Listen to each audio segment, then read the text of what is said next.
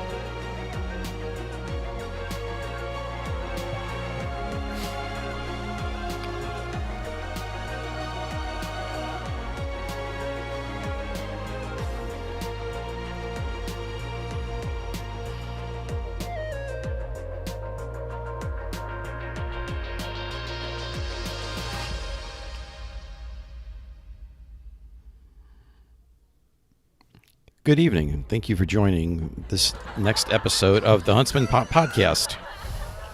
Sorry about that. I hit the wrong button.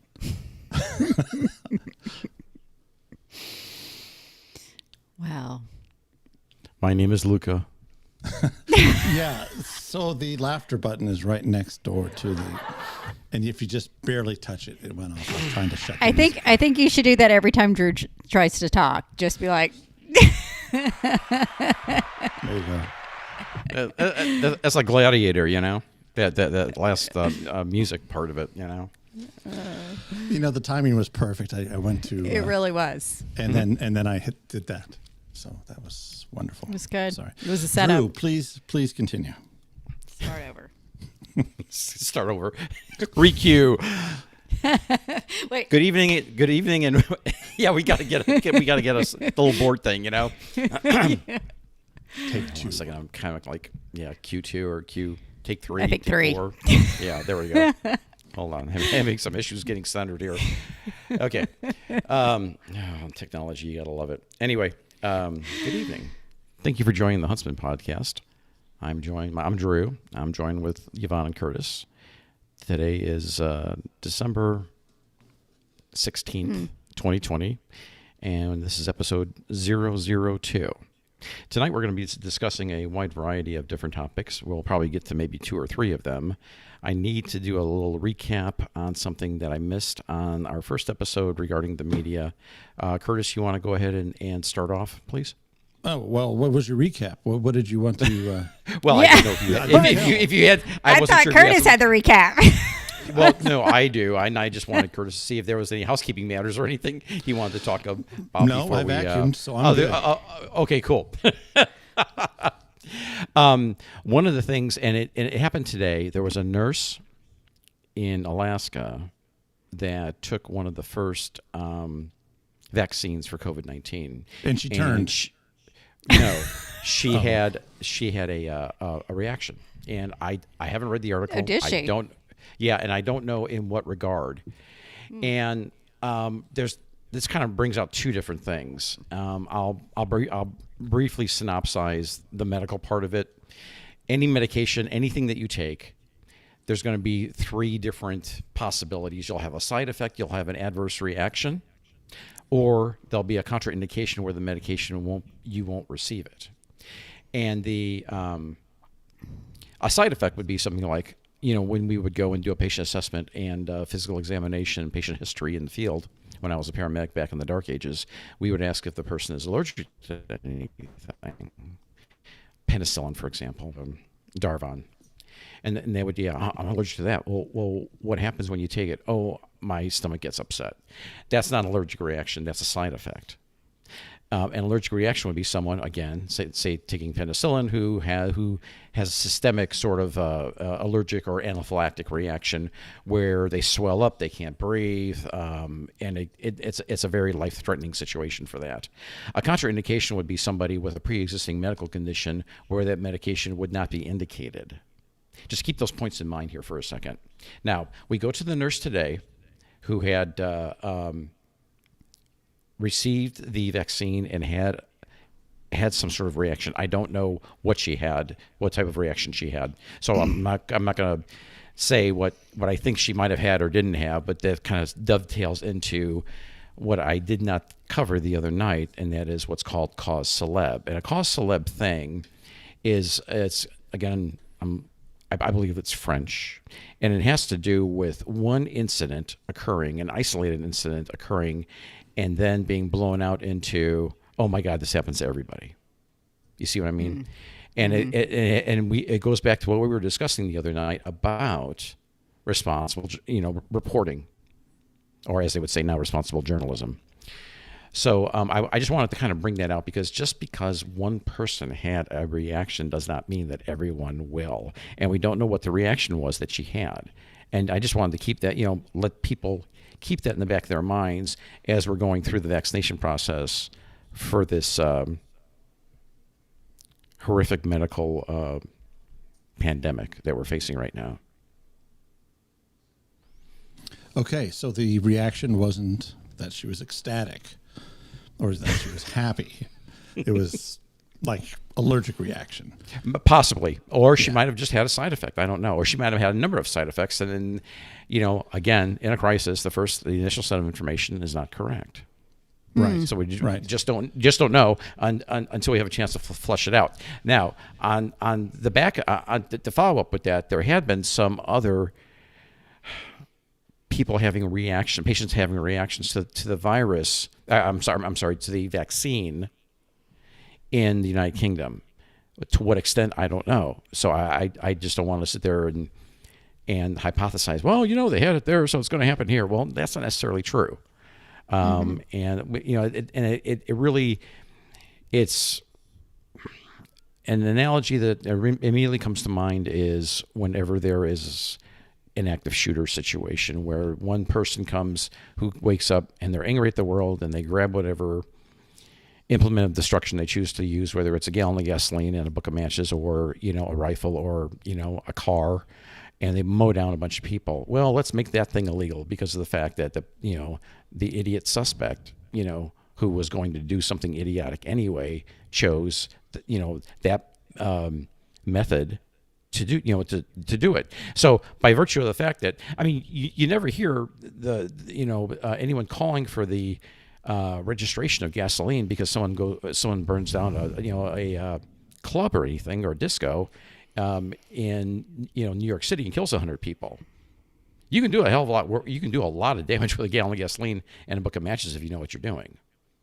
Versus someone who will go in with a rifle and 30, 60, 90, or 120 rounds, and just indiscriminately start shooting people. Well, Well, they wanna go look at the Oklahoma City bombing. That was done with diesel fuel and ammonium nitrate. right. Yeah, So- exactly. You know, and it's in that was probably very inexpensive to assemble. You know, you're talking less than a couple of grand, and you kill 160 people. Yeah, it's No a- one's Look at the calling for it. Unabomber. Remember the Exactly. Unabomber? Right. I mean, yeah, Ted Kaczynski, my favorite guy. yeah, yes. whenever you talk about, like, for instance, this vaccine, it's going to be given out to literally hundreds of millions of people. Correct. And so there's going to be people who will have a reaction to it. It's just inevitable. And I'm not talking about, just the side effects of, maybe having a low grade fever. Somebody somewhere is going to be allergic to something, or it's going to Correct. affect them adversely. It's going to Correct. happen. And all the testing in the world isn't going to alleviate that risk, right? So Oh, right. You can try to go ahead and mitigate it as much as you can, but it's still, the world is not a perfect place. Yeah, Medicine isn't perfect. There's always the possibility of something going wrong, and for some reason, with a 24-hour news cycle, and that, oh my God, this it's got to be perfect for everybody. It's not. The world is not a perfect place. right. My daughter, she's allergic to penicillin. So I Correct. mean, you're always, Yeah. I mean, just Yeah, I like mean, Curtis was saying, you're always going to have a certain percentage that's going to be allergic. It's just the reality of it. Exactly. Sorry, I'm having some camera stability issues here. I'm sorry. No. Well, thanks for that. Yeah, Kinda catch up for all of that. I kind of wanted to go and kind of flush that out, because in fact I it's really kind of important that we have that in the right context of what the deal is, So Yeah. Anyway, Well, I have 2 updates from our last podcast. One, my microphone is positioned correctly now. For everyone out there, it's done correctly now. And the other, we can hear Curtis. Yes. So That was user error. I had my microphone potted down.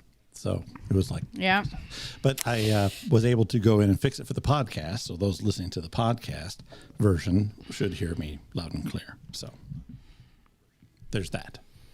I didn't know that. Yep, I could fix it in post. And actually, I forgot to record so I had to strip the audio off the video anyway. So go figure. Anyway, it works fine. Either way, as long as it's recorded. Yvonne, you sound great. Oh, thank you. You're welcome. Took a lot of tries. It's okay. It's okay.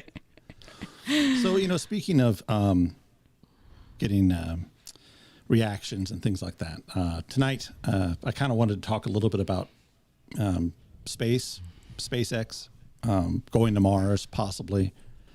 The topic's really, really broad. But one of the things that is kind of amazing is Elon Musk and SpaceX, and how we've advanced so quickly by having private enterprise doing things for NASA. So the latest thing was that they launched their Starship SN8. It was supposed to do a 12-kilometer hop from the place it launched off. We'll go up 12 kilometers and come back down and land. It went up.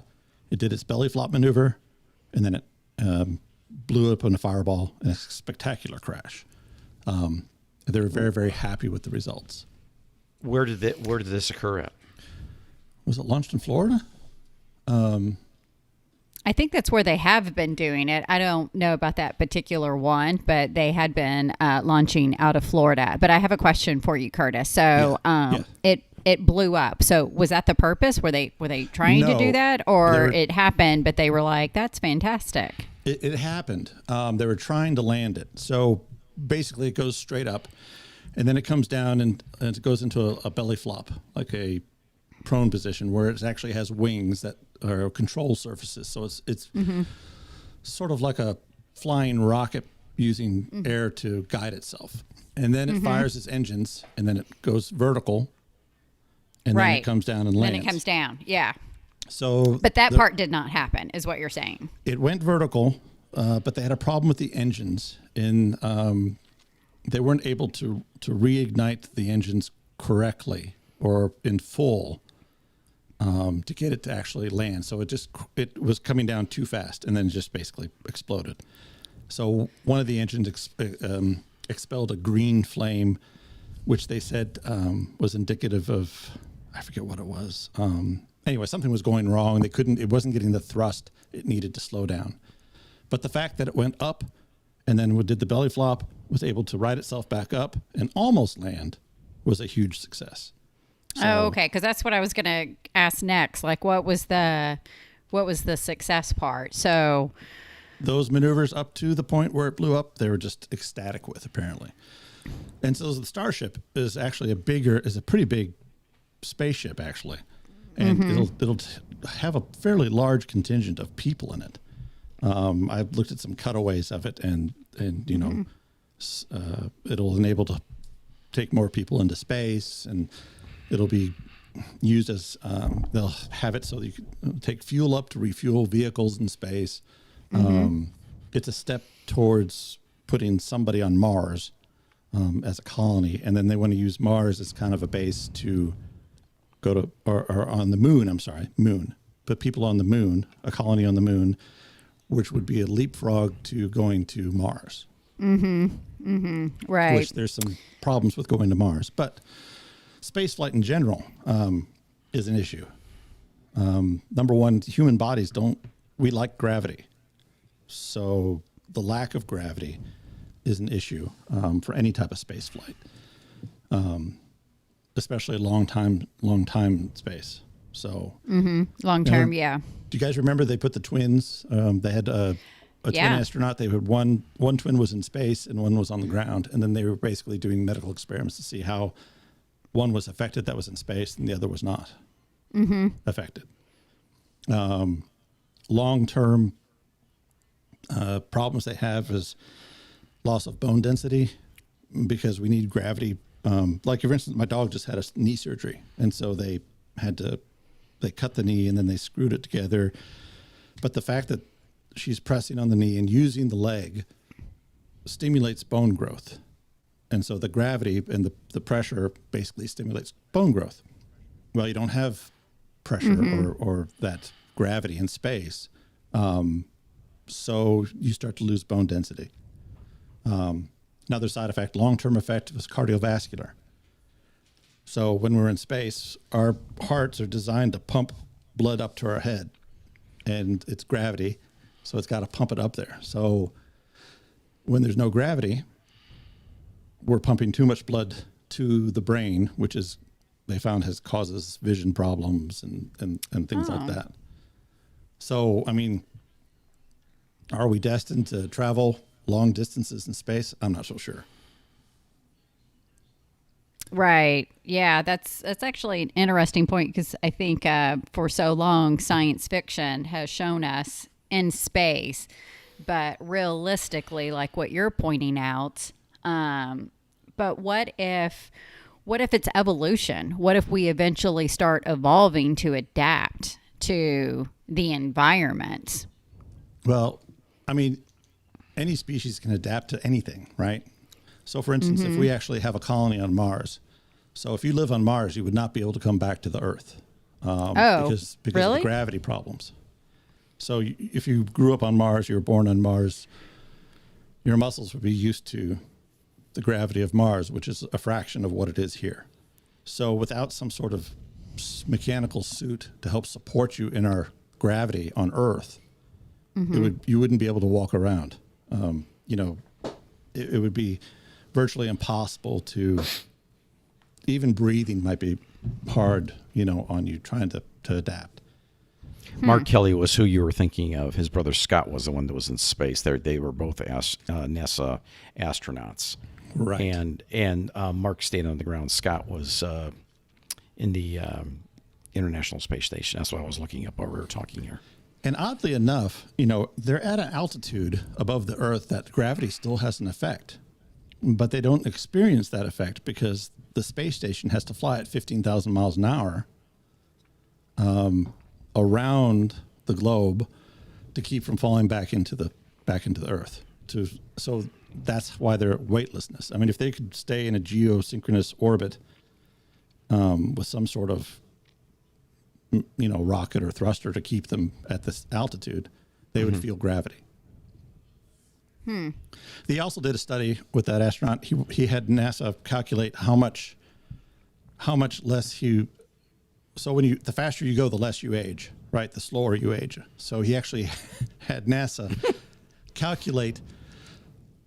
He spent a year in space going 15,000 miles. I think he's I forget, it was like less than 1% younger than his brother or something like that, because he didn't age as fast as, it's infinitesimal. It's so small. Right. Yeah. Well, the math guys really get into that kind of thing, Well, and that's another thing too, when we talk about space travel, it is it's a very huge mathematical problem. It is. Well, or challenge, I should say. Yeah. Even if we could get to near light speeds on a ship, we could actually go to the edge of the galaxy or to the other side of the universe and spend a number of years getting there.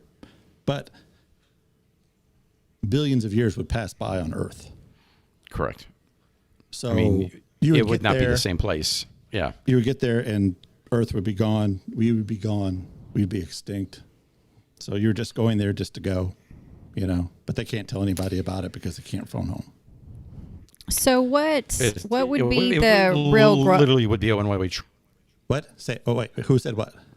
Yvonne. I'm sorry. Go ahead. Oh, well, I was just going to say, so what's the purpose of trying to look at sending humans to Mars if it's not sustainable? What's the point to set up a colony? Well, scientifically, I guess we could learn all kinds of things by going there. And hopefully that when a colony gets there, they could sustain it. They just wouldn't be able to come home. So they would be Martians. They would be Martians. Right. Correct. But, we're talking about just getting there. It would take 6 months to get there, 6 months to get back. Probably more like 9, I think, isn't it? Depending on it depends on the alignment. Yeah. You just went off the screen, Drew. There you go. It depends on the alignment, where they launch, all that good stuff. Sorry. And then you spend so much time on Mars. So you're talking about, you're spending probably a couple of years before you get home. So what effect will that have on your bodies? So, but then also, do you guys remember the movie The Martian? Did you guys watch that? With Matt Damon? Right. So the premise of that was he got left behind, stranded, and he had to grow potatoes in the Martian soil. Well, there's a problem with growing potatoes in the Martian soil. The Martian soil is toxic. So it has a thing called perchlorates. Perchlorates. It's basically it makes it toxic. When it is exposed to UV light, it makes it toxic. So putting your poop on Martian soil, no matter how much poop you have. Now I've got some pretty high quality poop. It is.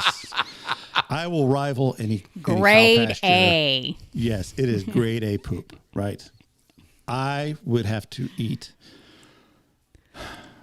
a bunch of poop or eat enough to make a bunch of poop, and it still wouldn't do anything. So, and when we go to Mars, we're going to have to be underground. So we're not going to be able to survive on the surface because of radiation, because it has no atmosphere. So there's no atmosphere. It seems so complicated to do this. So, it's just like, why? I just feel like there's so many other cool things that we could be doing in space, but like burrowing, underground on Mars and the effects on our body, I don't know. It just doesn't sound as fabulous as it did like whenever I was a kid. Well, the other thing is, why do it? Because it's there. Why climb a mountain? Why go down to the deepest depths of the ocean? Because it's there. It's knowledge. You learn things. Yeah, I agree with you. It'd be crazy. It would just, the logistics would be just insane to try to, but there's people that are really seriously looking at that and colonizing Mars with a number, and it's a one-way trip. You go there, you're never coming back home. So it would be for the right folks, with the right temperament, the right skill set, the right educational level, etc. It would be really a thing that could appeal to them. But they're also talking about terraforming Mars eventually when our technology gets to some point. Right. That would really help. That would really help future colonization efforts if they're able to terraform the planet. They think there's water there below the surface. Yeah. So you got that whole perchlorate thing going on, but they think that with the right ability that they could get that to actually release oxygen. It needs to be heated up, so they need greenhouse gases to heat up the planet and get an atmosphere. It's but then also if we have the technology to terraform Mars, what about Earth? If we've got global warming, should we worry about Earth first as opposed to trying to terraform Mars? Yeah, it sounds like Plan B. Mars is Plan B. Well, the movie The Red Planet with Val Kilmer, I think really kind of fleshed out a really good idea of what you'll learn as a result of terraforming, because the Earth had become nearly uninhabitable. So they were looking to colonize Mars, and they found something out about if you've got oxygen, you've got water, you have life. That's biology 101 in college. You learn that. And there was some sort of an insect that was able to eat, digest, and expel oxygen from the chlorophyll fields that they had. They used low order nuclear detonations in the movie anyway. And I don't know if someone seriously has looked at that or not, but one thing can lead to another as far as an idea that can be implemented here. And I mentioned this before, I don't know if either to both of you at the same time or individually over the years, that we can continue to learn, we can continue to invent, and continue to make our lives better. And in the 1970s, some moron said there was a group of these idiots that actually came out and said, let's close the patent office because nothing else can be invented. Yeah, right. Look at from that point, from the mid 70s to now, of how good life really is here. We tend not to get along with each other, but that's not really a technological issue. It's more of a interpersonal conflict skill solving set. You throw in some sociological things and some psych stuff, but the bottom line is I think our life is really, really good. We have it great in this country. We really do. And a lot of people don't realize that. And to be able to go to Mars and to be able to come up with, to learn something there, we can move it here. So it could be just a huge petri dish if you want to look at it in that context. 3 books that were actually really good about this was a series of books called Red Mars, Green Mars, or Red Mars, Blue Mars, Green Mars. It was about colonizing Mars based on real science. They're a bit dated now, but very interesting books. Basically, it went through the steps of heating up the atmosphere, getting water, and then finally making it like a blue marble like the Earth. So it's pretty interesting. But bringing the discussion back a little bit to Earth and back to SpaceX and just Elon Musk in general, electric cars. So there's some new battery technologies that look really promising. One of which is silicon-based batteries, which is basically like sand. Apparently they're very expensive to make. But I think current batteries, the making of a current battery is even though we see electric cars being clean, the actual production of the battery itself is apparently horrible. So they're going over to African continent to get materials to make the batteries, and kids are basically slave labor and digging up this stuff. It's terrible. That is horrible. I mean, the same thing is going on with our chocolate, like Hershey, so on and so forth. The same thing happens. Same thing with iPhone, but not chocolate. Yeah. What? Yes. I never Seriously. heard about that. What were they? Wait. You mean Hershey is enslaving children in the Commonwealth of Pennsylvania to not Pennsylvania, no. But where? Where? In like third world countries. Oh, okay. All right. Because I was going to say, well, we need to start making some phone calls, okay? Yeah, no, it's in third world countries where they're they're using child labor. Same thing happens with iPhones, you know. I'm sure maybe even Samsung too, but you know, it's unfortunate that that's how we kind of just accept that. But I stopped buying chocolate years ago because I don't even pass out Halloween candy anymore because of that. I won't participate. I moved where the kids don't want to come to my house, so that eliminated that problem. But I still buy the candy. I still buy the candy. But you know, you need like a GPS and a helicopter to find your house. It's not easy to find. And I was there today, and I've been there dozens of times, and I still have to put on the. Yes, I do. Of course, I get lost in my house, but that's a totally different story. But you know, yes. Going back to, I'm sorry, Yvonne. Go ahead. No, go ahead.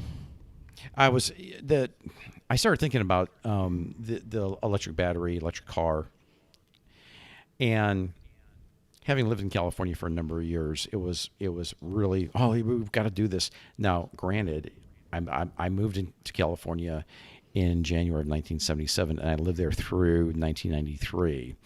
And it's a great sounding thing. It's a great sounding prospect, and there's nothing more that catches the eye of the public when you see an electric vehicle, you know, plugged into something, getting charged. Here's the rub: where's the energy coming from to charge the car? What type of energy is being used to charge that vehicle? It's probably a coal-fired plant someplace. Probably.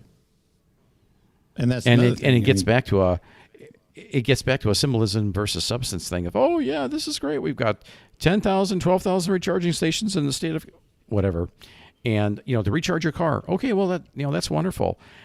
Well, the technology for electric cars is coming, but there's a lot of bumps to this process. There's a lot of hurdles to go through. You know, the Chevy Volt back I think in the first Obama administration, it was like they were giving you all these rebates and everything, and it just wasn't really doing it. The batteries are getting much better. They are. I don't agree with the fact that, you know, children are being sick and, you know, child labor is being used to manufacture, you know, or to get the materials for these things. And then, you know, you've got to deal with the life of the battery. Well, okay, how often you have to change it? Where does the battery get properly disposed so it doesn't screw up the environment? That's one thing about the silicon batteries they're saying, that the life of the battery exponentially increases. It holds a charge much longer. It's faster to charge. And it's not using some of the stuff that the traditional lithium-ion batteries use. So, or they're combining the silicon with the lithium-ion to reduce how much they use. So it's actually very, and that kind of brings on another thing too. Recently, they came up with a discovery with superconductors, and they came up with a material. Superconductors usually have to be cooled to minus, 200 degrees Celsius. So you have to have like liquid nitrogen to make a superconductor. And so what a superconductor does, it becomes very, very efficient in passing energy. Do you guys remember Back to the Future when they had the hoverboards, that they were floating on the ground? They didn't have rollers or anything like that. Well, they actually made a hoverboard using superconductors, but they had to chill it to minus 200 degrees Celsius, something like that, with liquid nitrogen. And then it would float along a track that they put in the ground, basically magnetic. Basically, it's elevating above the ground so many inches. Right. And you could ride it for a couple minutes before it warmed up, and then it was done. Right. So there's an estimated that $20 billion of energy is lost a year through the transmission through power lines. And so the idea is that if you could have some sort of material that was a superconductor, basically you wouldn't lose any energy going through those lines. You could make an engine that used a fraction of the energy, electric energy, that it did before. You could, maybe power cell phones for weeks or months at a time. Your cars could maybe be powered and drive for months. But the problem is, to get a superconductor material, you have to cool it. And it's just impractical. Where superconductors are used, they have to have some cryo unit basically cooling it so it works. Well, they recently have come up with a superconductor that operates near room temperature. So they found a material that actually they're experimenting with. It's actually 3 different materials they're combining to create a superconductive material that operates near room temperature. So this is really groundbreaking stuff, because if you could actually get this to work, then how much energy you use to do something changes. So you wouldn't need a fraction of the batteries. You wouldn't need the fraction of the power. The only problem with this new superconductor they found, it operates at 2.5 million times the pressure that we're experiencing now. So basically, it would be the same pressure as the center of the Earth to make it work. So you don't have to cool it, but you have to have it pressurized to 2.5 million times our normal atmospheric pressure. So That sounds like something that you would see like in an X-Men movie. Somebody's harnessed the power of the internal Earth core. I don't know. Right. Yeah. Yeah, it's like the movie, the Journey to the Center of the Earth. Yes. Right. There was a relatively modern one done, and it was made out of a metal that he called unobtainium, where they could go down and it resist the pressure and the heat of everything. It was like, oh yeah, it was Hilary Swank was in it. It was called The Core, I believe. okay, I don't remember. Oh. I was just Yeah. So A bunch of all I useless kept information. thinking was, they went down, they went to the center of the Earth, and they came back up. Didn't they leave a big hole behind them each direction? Well, Right. if there's all that pressure at the core of the Earth, isn't something going to follow them? It would it would Come be out of like the a- hole. Yeah, exactly. Exactly. Yeah. A little bit of lava, a little bit of something, Yeah. tectonic Something. plates. A little bit of something, something. Yep. Yeah. Exactly. So, Yeah. but then there wouldn't be a movie. So, Right. Correct. But I mean, this is all like, oh, sorry. Go ahead, Drew. No. By all means, Yvonne, go ahead. I was just going to say, with everything that we're talking about, I mean, this is all happening within our lifetime. I mean, look where we started out when we were kids to today, and what the next 10, 15 years is going to look like. I mean, I can't even imagine being my parents' age right now and what the world is going to look like.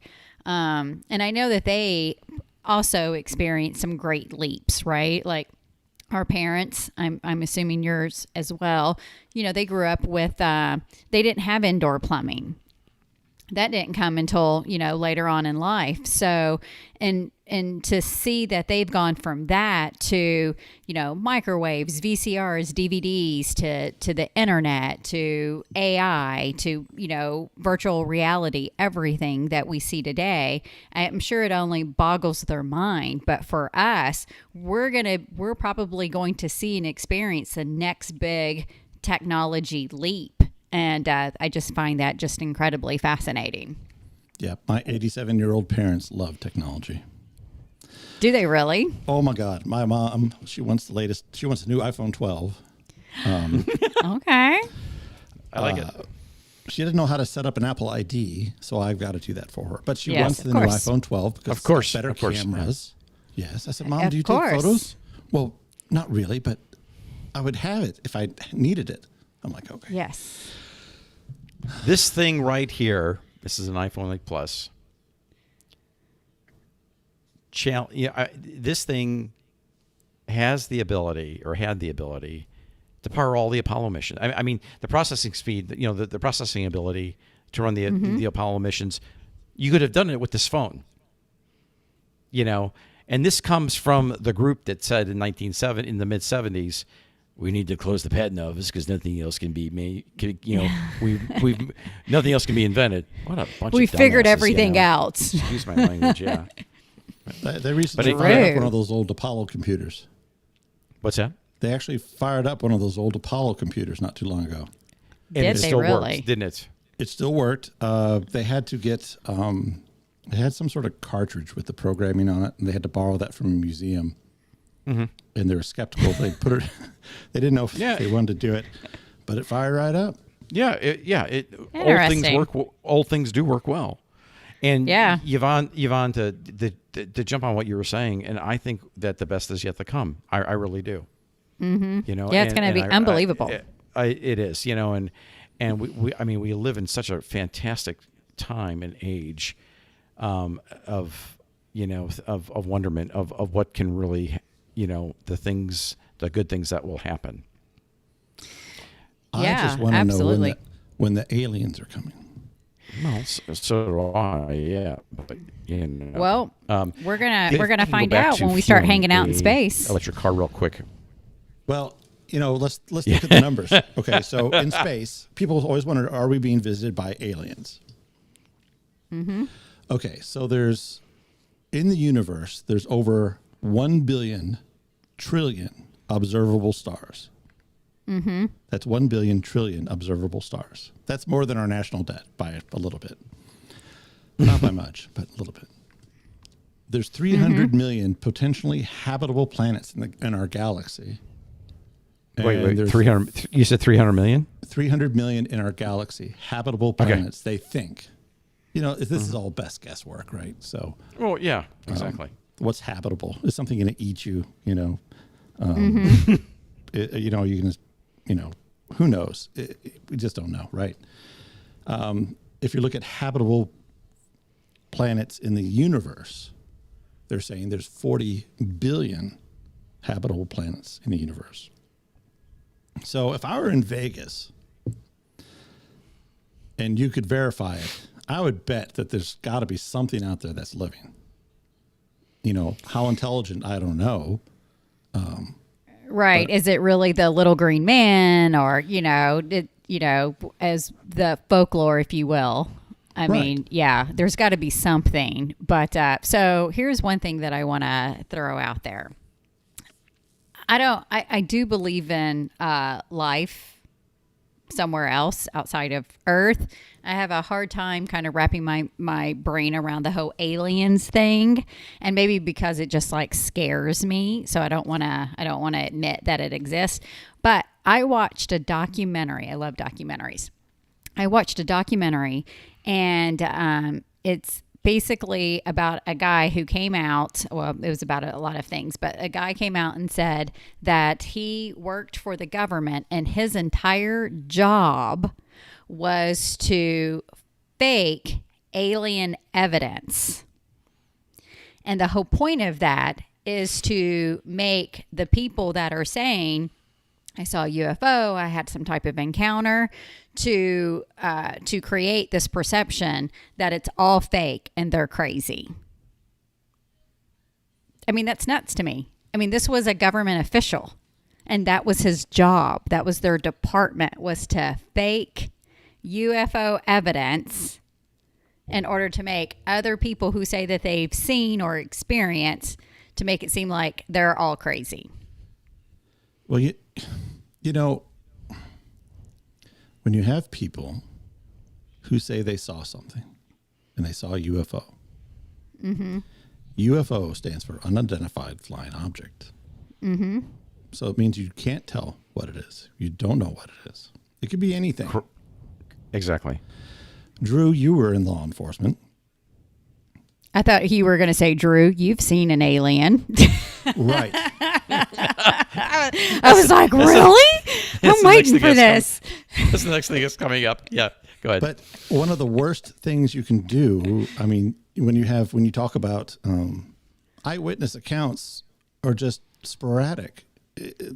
Our mind plays tricks on ourselves. You know, there was a report of a police officer actually he said he was chasing a UFO and that it was going from left to right to left to right. Turned out he was so transfixed on it, he was trying to chase it down with his squad car that he was so transfixed on it. He was on a curvy road. And as he went around the curves, it moved from left to right to left to right. But he was looking at Uranus, which is a very bright planetary object. But it almost people think it's a star, but it's not. It's actually our planet, one of the planets. So eyewitness accounts, unless you actually have physical evidence of something, like Neil deGrasse Tyson said, you know, if you get abducted into an alien spacecraft, that's great. You know, grab something off the shelf before you come back, because anything that's in a spacecraft that you can bring back with you is going to be amazing. Because it's going to have radiation, and it's going to be that whole mess. But it's something that we didn't make, and we would be able to tell that we didn't make it. Right. But what about the sightings where multiple people, like all across the city, like the lights of over Phoenix, that scenario, where multiple people, different neighborhoods, different parts of the city, they're all basically reporting the same thing. What about those situations? I mean, how can you have a mind trick of, 500 people? Well, I don't know. But yeah, I mean, it's just one of those very right? complex, things. Well, here's the deal with eyewitness testimony. It's the worst. But once again, if 500 people said they saw you with a red hat, chances are you had a red hat on that day. Right. I'm talking individually speaking. Okay? Yeah. And I work in a support position for a Midwest grocery chain, and when you try to get a description of someone who has stolen something, it's always, well, it was this or it was that, and when you pull the video up and you look at it, you go, it wasn't like that. He was wearing this, not that. Is this the right guy or right person? And I'm a trained observer, and I still get stuff wrong, and I know what I'm doing when I'm looking at, in people who aren't trained to observe, to, see something more than something casually. They're not going to remember certain details unless there's some sort of trauma involved or something that really kind of, gets them in like this, where it's a very shocking thing. And then the subconscious portion of your brain kicks in and protects you from certain things that aren't going to hurt you, like remembering something that was bad. I think the movie was named Fire in the Sky. It was made in 1993. It's about a 1975 abduction of Randy Walton in Arizona. And that was probably one of the most documented, most investigated abductions to date. All the witnesses, including Randy Walton, have passed numerous polygraph examinations, and they've stood the test of time. And it's a really good movie. And if you haven't seen it, I definitely suggest that you go to Netflix or iTunes and rent it. It's a really good movie. And it just shows and I must say, and to get back what you said, Curtis, about, bring something back from the alien ship. Well, if you're able to, you could, but if you want to, get out of there to save your life, you're not going to care about souvenirs or proof. Well, if they're sticking things up places, just clinch a little harder and bring it back with you. We need to go to this is going to be a family-friendly show here, guys. It's okay. I think we passed that. But okay. Right. We need to go to the UFO conference. That will be interesting. Then we'll hear some first accounts. Is that in Area 51 or near it? I think so. I think so. I think that's where they hold it. Yeah, well, I mean, like the federal government released video footage of UFOs, fighter aircraft intercepting UFOs. Are you talking about the Navy? Mm-hmm. That the Navy footage and the what was the little mint? A Tic Tac. Is that what you're talking about? Yeah. It was shaped like a Tic Tac. Again, It's still an unidentified flying object. Well, and I always thought that, can we afford some high def cameras on those things? Well, we spend billions of dollars on airplanes. That was 2004, dude. We had still though, high right? def before we did. I totally agree with you. I really do. Increase the frame rate a little bit. Oh yeah. Don't shoot at 24 frames at 480p or 480. Let's get 16 by 9, 1080p at least. But we got put 4K in it now. Come on, people. So I know. It would definitely. And when you hear, a flight of aircraft out there, and the carrier, I was a super CAG, the guy in charge of the air wing goes, "What's your loadout today?" Meaning, when they say "what's your loadout," meaning what do you carry as far as armament is concerned? Are you carrying? Are you armed at all on the aircraft? And when they start getting those kind of questions, you're like, oh, well, what do we have to do here, guys? And if it's just if it's a training thing, or if it's combat combat air patrol, or what they call a cap, then they will generally go out armed. But then they want to know, well, we got this thing over here. We want you to look at it, but be careful about your rules of engagement. So that's another issue right there. But still, and I agree. I really wish that we had the photograph.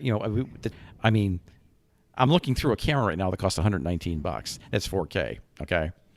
So and it's like if and streaming through the available broadband, and if we're able to do this, come on, guys, got to be able to get some better imagery than what you've been pumping for the last 40 years.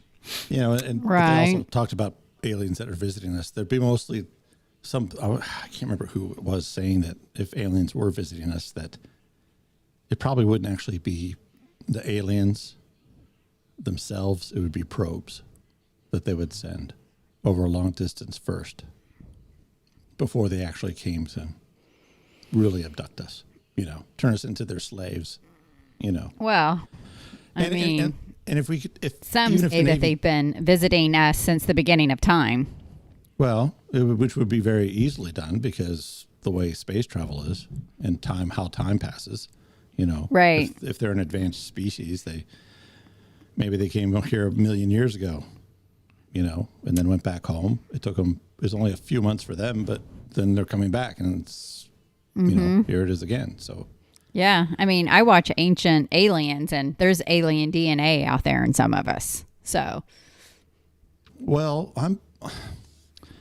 are you talking about illegal alien? Like, I'm part German and French, and I don't think they came over here legally. So. I'm not going to bite on that. Okay. Yeah. So I'm not so sure about the alien, what constitutes alien DNA. I did a DNA test, and I did not have any alien DNA in me. It did not identify. Well, No. it's not in all of us. It's just some of us. So the direct descendants. I'll have to look up what whatever markers those are that say that there's alien DNA in some of us. That would be interesting to find out. So switching gears real fast before we run out of time. So talking about SpaceX. So, Elon Musk wants to send like 42,000 Starlink satellites into space. How many? 42,000. Yeah, I remember something like that. Yeah, and for what purpose? So internet. it should, internet. Basically syncing up the entire world from end to end with internet. So think of Wi-Fi. the vast regions of Alaska, any other vast rural area. the entire world will be set up with Wi-Fi, or I almost said Wi-Fi, internet, because of this. And have you gone on to, you can sign up for Starlink satellite internet service. Did you know that? I didn't know it was available that you could sign. I know they're doing beta testing. Yeah, beta only. It's $99 a month, satellite internet service fee. There's a one-time equipment fee of $499, and the download speeds vary from 50 to 150 megabytes. Right. So and your upload speed's like 20 megabytes or something. I think, like, for instance, this stream is going up. I've got a 35 megabyte per second uplink. Maybe it's 20 something. So it's does okay, but which is phenomenal. But these satellites are actually in lower orbit, closer to the Earth than a typical satellite, and they have ion engines in them to keep them in orbit up above. When one goes bad, it'll just basically come back down and burn in. But you're talking about thousands of satellites. So Yeah. when we launch something, they're already tracking all the space debris. Because there's quite a bit even right now. There's a lot of garbage out there. Yeah. if a bolt hits you at 15,000 miles an hour, it's game over, right? So there's nothing up in space that, that's it. So now we got to navigate past. Now Elon Musk isn't the only guy doing it too, because there's other companies. Amazon's looking to do the same thing. Oh, true. So you're talking about is Virgin Mobile doing something, or am I making that up? No, I thought they were going to do something along those lines. Yeah.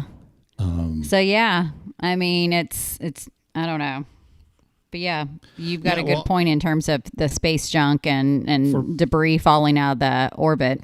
I've got a house down in Kentucky, Western Kentucky, that's really remote, and I can't get internet there. So it would be nice to have internet.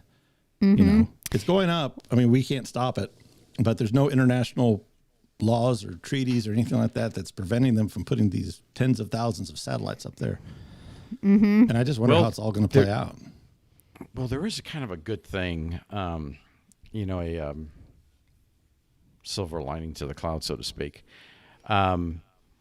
Years ago, Motorola, they were probably the first that launched a bunch of Iridium low orbiting satellites. I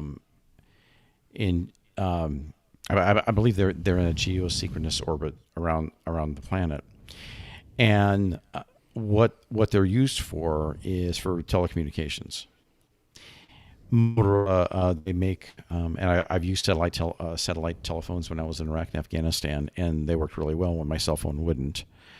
The other thing that I currently try to keep up with, what the current technology is, like Curtis is. There's just so much of it out there.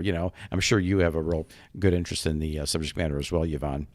And Garmin, which has been a long time GPS manufacturer, as well as Magellan, they've gone back and forth over the years.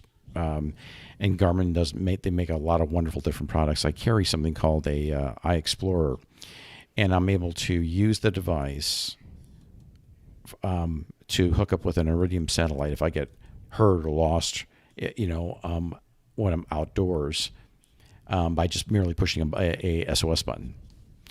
And within 2 hours, I can have a search and rescue team within 3 meters of my location. Oh, wow. Yeah, it is. I can text my wife off this device and let her know where I am, and we can carry it that way, and it's $24 a month, I think. And I spend a lot of time outdoors during the winter as a deer hunter, and you just people get lost and they go and they have their cell phone, and they think they're fine, but that's a subject matter for another time. But still, what 48,000 satellites? My God, that's just a lot. Think about this too, though. If they had global, it's Wi-Fi. It's a Wi-Fi coverage, and your delay is in like 20 to 40 milliseconds, right? So it's traveling up and coming back down, and that's like landline speeds. or cable speeds to have something with this within 40 milliseconds. So if you're out of cell phone coverage, if you could, the problem is that you need the dish. But as technology goes on, maybe they'll develop it so you can connect to the Starlink satellites without a dish, or have a portable dish. But anyway, that means if you could adapt it to your vehicle or a camper, you could go anywhere and be connected for $100 a month. Yeah, exactly. Starlink, you said it was called? Starlink. Yeah. I'll take a look at that. Yep. Satelliteinternet.com/providers/Starlink will take you right there. All right, cool. Yeah, and it says it's unlimited data. So, Yeah, they said that it's not going to be really for people in cities. yeah, no, this is for rural and remote. Right. They don't have the bandwidth Right. to accommodate a big city like New York City or anything like that. Yeah, well, I mean, who wants satellite internet, frankly, when you could have like fiber, so. Well, I mean, if I could have a fiber connection at my place in Kentucky, I'd have fiber or cable or whatever, even though the cost is about the same. But I don't. So if Starlink can provide it. Oh, yeah, for sure. In situations like that, that's kind of what is amazing about it, because it is so expensive to bring internet to rural areas like that. So, for example, this number may be a little outdated, but a few years ago, the amount to kind of lay fiber was like $65,000 per mile. I believe per it. mile. Yeah. And I would agree with that. It's a huge undertaking for businesses, telecommunication companies, to invest in something like that. So years ago, 100 years ago or so, the government actually did subsidies to telephone companies to bring in all the telephone lines. So that's how you ended up with telephone poles, in rural areas. But in today's world, it's about the internet. And so, but there's no government subsidy to help these companies kind of offset that. Now, I think they're talking about that in Washington. I don't know kind of where they stand on it today, but that's why you don't see anything like that in rural areas. And frankly, up until like 3 or 4 years ago, I didn't know that everyone didn't have access to internet. I thought everyone had it. I really did. I had no idea that this was actually a problem. And so you think about households with children, especially in the world today, how are they doing their schoolwork? They don't have access to the internet. I mean, and this is like areas that are only like an hour away from you guys. Well, 45 minutes for me is where my house is in Kentucky. And the only internet we could get was DSL. So that runs off of copper line, right? Copper phone line. And but I couldn't. Well, you're lucky you have DSL. No, I couldn't even get that though, because there's too many people on the node for DSL. So I had to be put on a wait list, and of course they never called me. I don't think anyone's dropped it. But so Yvonne has to step away for a moment. Okay, all right. Well, let's see here. I don't have a screen for you and me by ourselves. Anyway. Okay. Well, I mean, that may come, and we may have to, visit that, because all three of us may not be available at the same time. Two of us could do this. So I would prefer all three of us. Well, it's nice to have Yvonne, because then we can actually have an intelligent discussion. No offense, Drew. Thanks. Why? Just because I said that, abducted eyewitnesses suck, or what? No, I agree. Eyewitness accounts suck in general. Look at all the Bigfoot stuff that they actually have TV shows seeking Bigfoot, and I'm like, okay, so how many years have they been looking for Bigfoot? All over the country, right? So it's like, right. They have eyewitness accounts. They have blurry photographs. And there was 2 guys that perpetrated the whole Bigfoot thing, and they admitted to it. but people now it's gone. And I'm going to get some Bigfoot people getting really mad, but I don't believe it, because if there really was a missing link, we would have that big. I mean, I could see, we find species all the time, right? But usually it's in weird places, down in a jungle somewhere. Maybe sometime they think that a specific species has gone extinct, but maybe it's still survived. Loch Ness Monster, they think, is actual a thing, and she's back. But I had internet issues. You're fine. No, I'm kidding. It was a laptop power issue.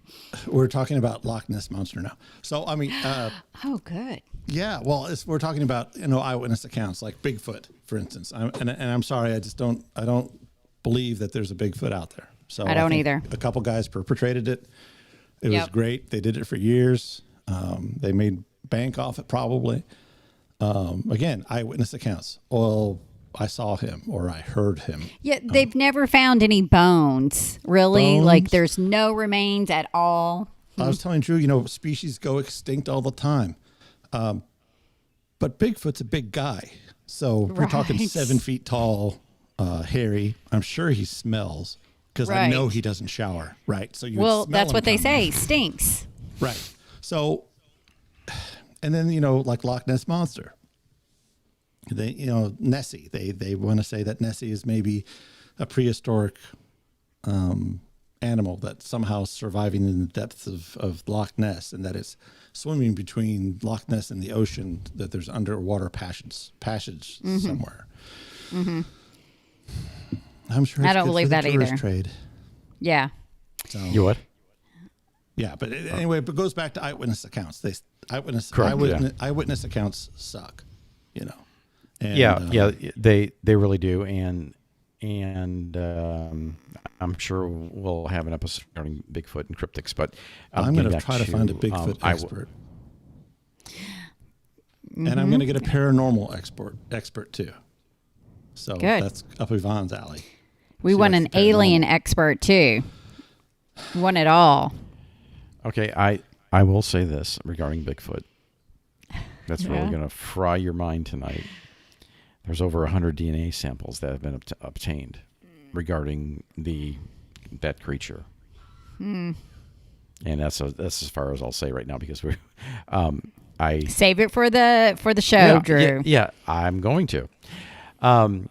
One of the things that happened as a result of so now we have there's in the United States justice system, in the criminal court system, there are two kinds of evidence. There's direct evidence and circumstantial evidence. Direct evidence is basically eyewitness testimony, and as we've been discussing for the last several minutes, that eyewitness testimony is really sometimes, for the most part, not reliable.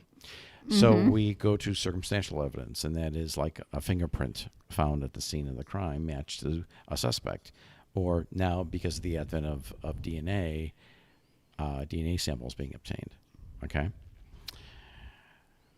Well, because of television and certain crime scene television series, such as CSI, one of the, during a voir dire of a jury being impaneled by prospective jurors, they are asked, do you watch CSI? Because there is a legal precedent. The CSI effect or something. That's what it's called. It's called the CSI effect. And it's like, well, how come there wasn't DNA taken off the marijuana leaves off this 100 pounds? It's insane. And common sense, I think, is sometimes left at the door of what a normal and prudent person would believe as to evidence. And it's so, okay. So, but video really helps. It really does. As long as it's not blurry. Correct, and it looks like it was taken. It was taken with some 480. Or would you say 480p something or another? Yeah. Well, every time I see a Bigfoot video, it's like it's shaking so badly. Right. Real grainy. It's like all over the place, and jumping up and down, and I'm like, this one historic video of him walking across an open thing, across these logs and stuff like that. And Out of focus and blurry. Okay, so Yeah, that's another thing. it You know, is. everyone has just about everybody has one of these, Yeah. Correct. and it's got a camera on it, and it's got a video. A very A camera. good one. A good one. A very good Damn one. Yeah, good one. 12 plus pixel camera. I mean, wow. Yeah. Where's It's on there, Bigfoot guys. on an iPhone picture? Right. Exactly. See? Yep. All right, guys. How long have we been going for? About an hour and 15 minutes or so, give or take a couple of minutes. We've been recording for an hour and 10. Close. We have been long in the tooth tonight. That's Yes, we have. random thoughts galore. Random thoughts. That's okay. There's nothing really wrong with that. You know, we can go ahead and have go to. We have one more episode, and then we'll be able to put the podcast up. Correct? Yeah. So right now, the only place you can see it is on YouTube. So hopefully, we'll record another session soon, and hopefully, it'll be more interesting. So. Well, this was extraordinarily interesting, if you ask me. but- We're always interesting, so. Yeah. Yes, we are. I've got dog We hair on are- my microphone. Well, Not sure how Well, that that's- happened. That sounds like a personal problem. You know. Well, I don't know if you guys can see this. Let's see. okay. Oh. Okay. Wait Okay. for it. Wait for it. Folks, if you're listening to this podcast, I'm moving my camera around. That, I don't know if you can see that or not. Oh wow! It looks like Bigfoot's dog. Yeah, that's my little dog, Addie. About She's 400 asleep pounds. on the bed over there. Now I'm making everyone sick because I'm like, okay. Technology. Sometimes it works for me. Technology. All right. All right, guys. Well, I think we had another great conversation.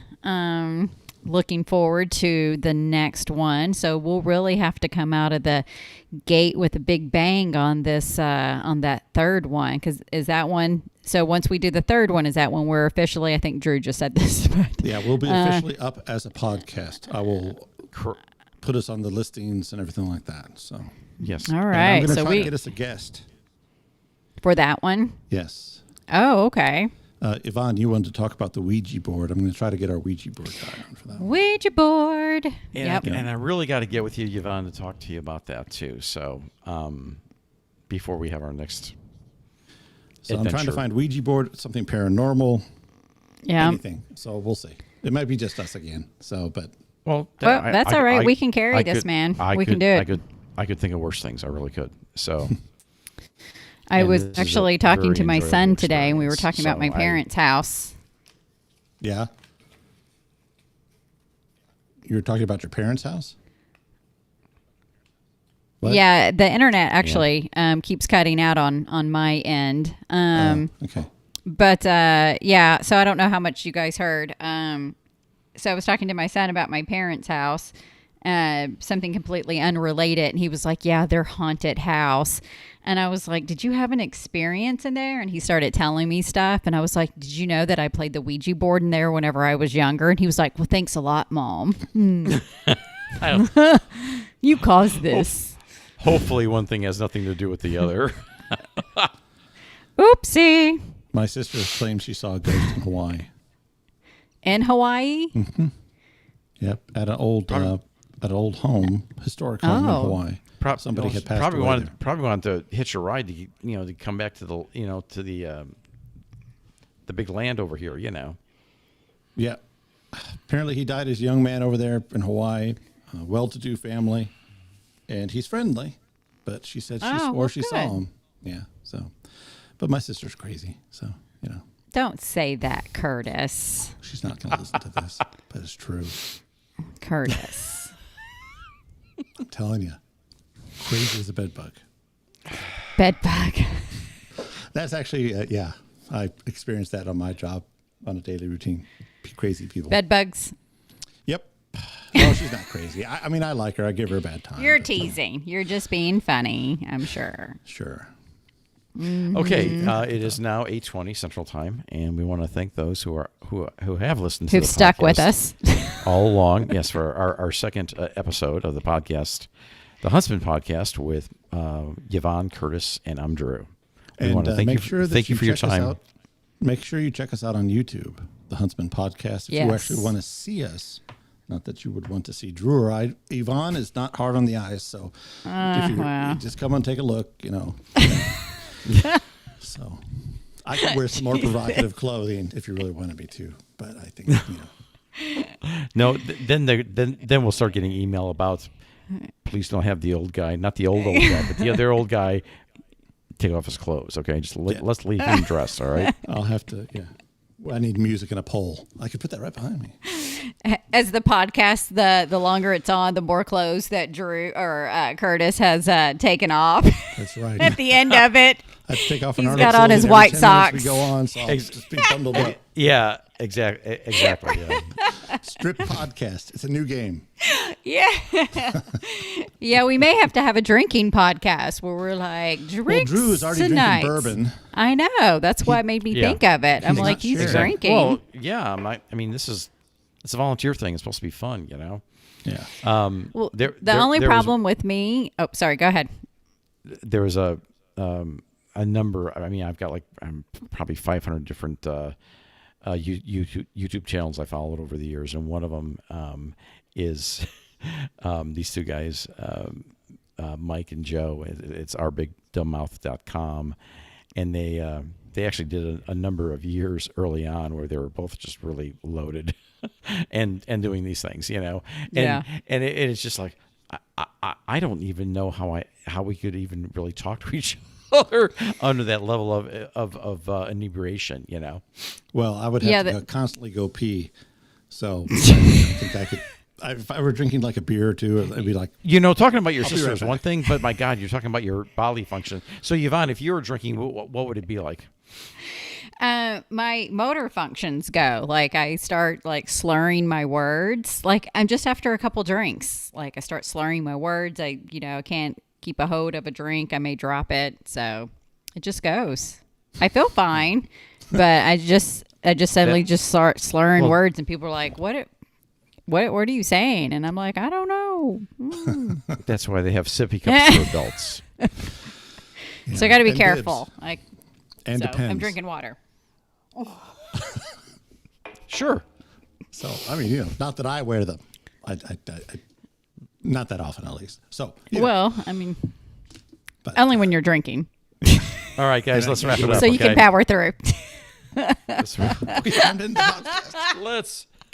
ahead and wrap this thing up because my best friend Mike Smith said end strong, and on our first episode we did, and we're kind of like we're just kind of like floundering here. So Well, thank you everyone for visiting us, and catch us out on YouTube, and check us out on Apple, iTunes, or your favorite podcast provider. We should be on all of them sometime in the near future. So thanks, guys, and everybody have a great night. As soon as we have our third one out. Yes. Yeah. Coming soon. Which should be hopefully soon. Stick All right. with us. All right, Bye, guys, everyone. have a Bye. good night. Okay, see ya. Bye.